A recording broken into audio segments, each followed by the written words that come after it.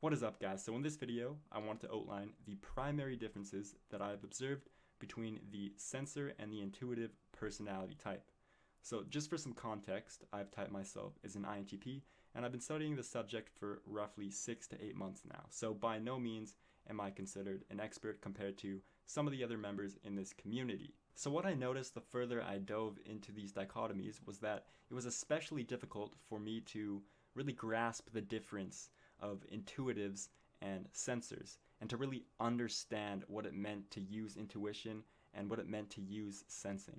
So my goal is that by the time you're done watching this video, you will have a much more clear and definitive understanding of what it means to use intuition and sensing, and I will make an extreme effort to present the differences as precisely as possible. So to start off, I've noticed that a significant way to differentiate between the intuitive and the sensor is to look at how they choose to, or how they feel most comfortable approaching a project.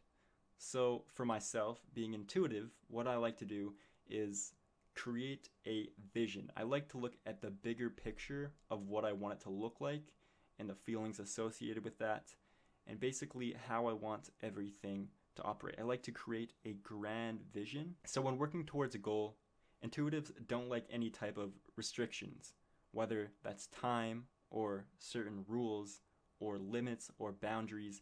Intuitives hate that because what they're most concerned with is reaching that end vision. And if they're not able to do that the way they want to, then they're not going to be satisfied with their work. On the other hand, it can actually feel quite unsettling for a sensor to approach a project without having specific procedures and guidelines and facts by which they have to follow. When assigning a task for a sensor, they would much rather prefer that you articulate exactly what it is that they're supposed to be doing and how they can achieve it. So if you grant them with a very general objective, they're going to feel very overwhelmed by that. I like to think that sensors are much more concrete in their way of thinking. So they value data, they value facts, they're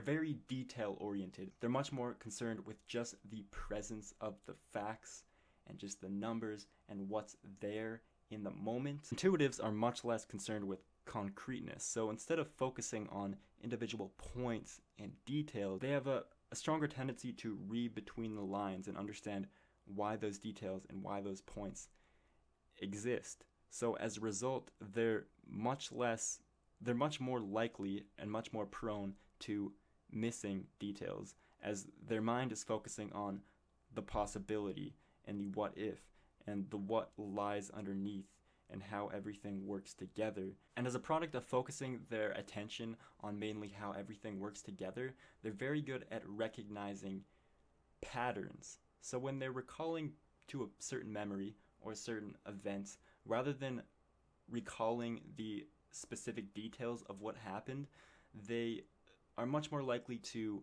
remember patterns associated with the event, such as a feeling or associations of what that event entailed.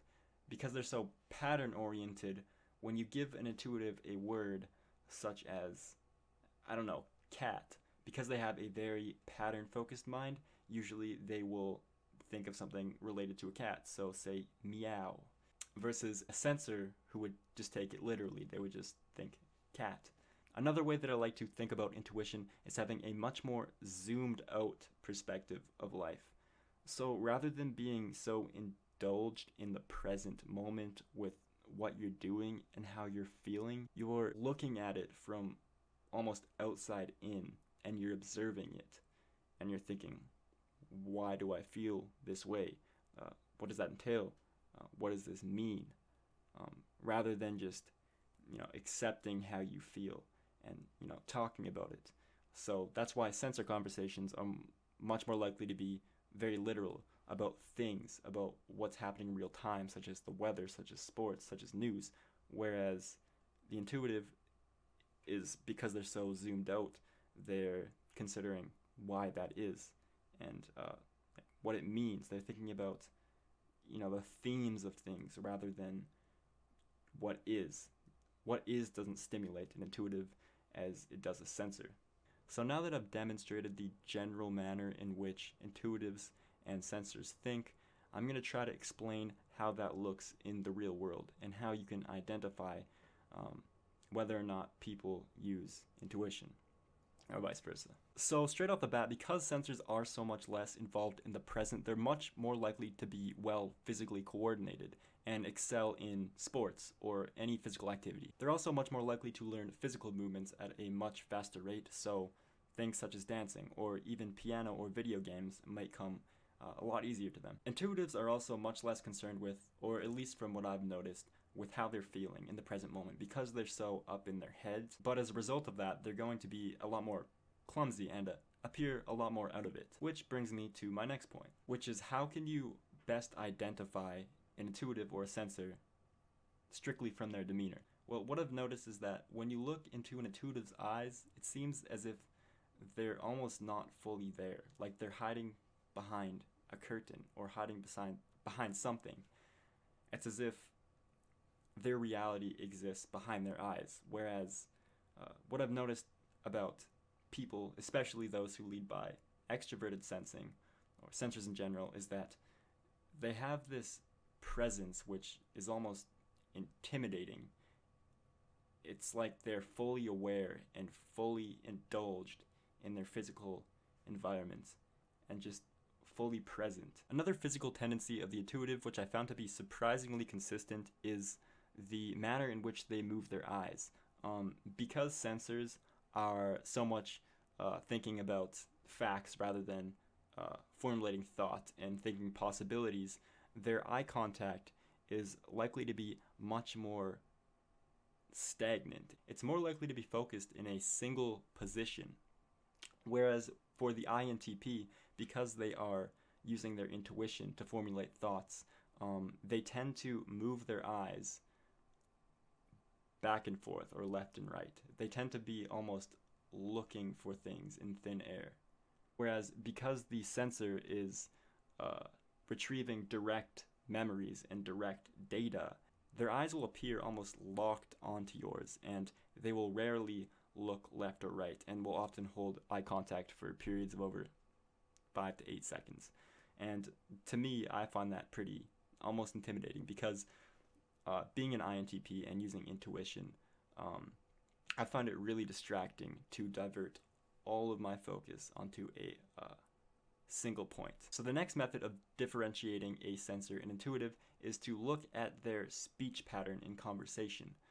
This one is actually, I found to be surprisingly consistent as well.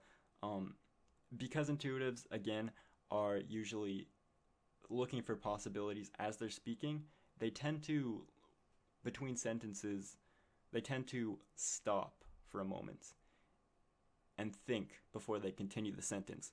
Whereas sensors, more often than not, have a very direct way of talking. So they'll know exactly what they want to say, and unless they retrieve new data, they're usually not going to be considering other things to say as they're speaking. So I wanted to add one more point to the physical indications of sensing versus intuition, and this one is more something that I've noticed. I haven't really searched out if anyone's experienced something similar, but if any of you watching have, make sure to tell me below. But I've noticed that intuitives and sensors, I've noticed, seem to differentiate the standards of who's winning an argument. Intuitives seem to be much more concerned with proving an overall message or an overall theme, and they'll use facts and information to support that.